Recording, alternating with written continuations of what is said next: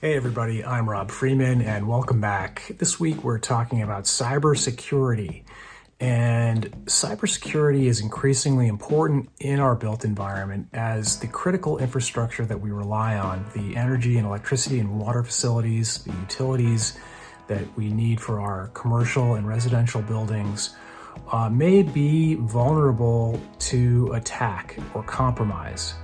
And we're finding that this is increasingly the case where you have programmable hardware and software that has an IP address that's connected to the internet, and it may not be secure. It may have an error or something wrong with it. It maybe have an outdated software version running on it that leaves it open to a vulnerability. And actually, just recently, the Cyber Infrastructure and Security Agency, also known as CISA, reported that one water utility in Pennsylvania was hacked, and it affected 2 municipalities in Pennsylvania. It was attacked by an Iranian hacker group.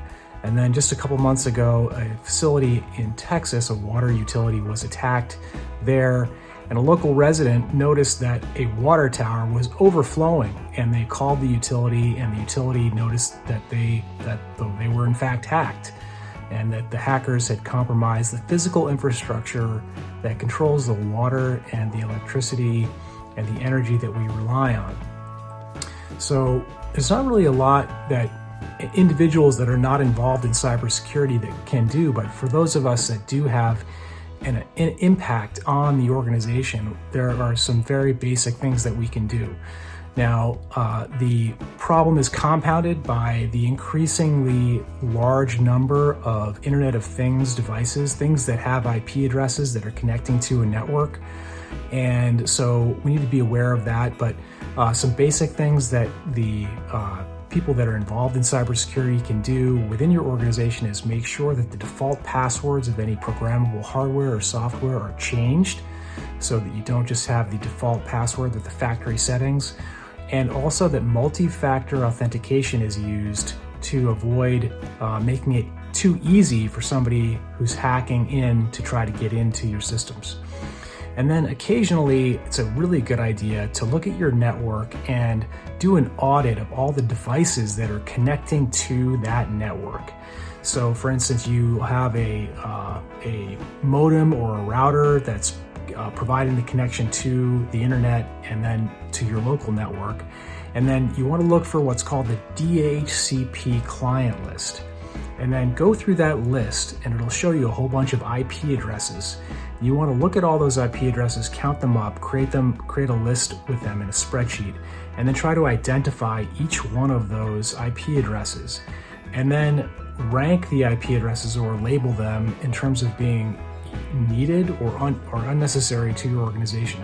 I'm betting that you're going to find that you have more addresses on your network than you thought you did. And of the ones that are needed, that are critical, see if those devices can be updated or if they are up to date, because that means that really the security of your network can sometimes be reliant on the least secure device on your network. So all this is just by way of saying that cybersecurity is increasingly important to the built environment as we transition to a low carbon economy. And these jobs, cybersecurity jobs, are going to be increasingly in demand for people that want to help out in this industry. Something like 3.5 million unfilled cybersecurity jobs right now in the world because of a shortage of skills. And it's just increasingly important as everything is connected to the internet and everything is automated, and we are in an asymmetrical war with people who would otherwise like to cause problems for our built environment. So anyway, hope this is helpful. If you have questions, feel free to reach out, and thanks again and have a great day.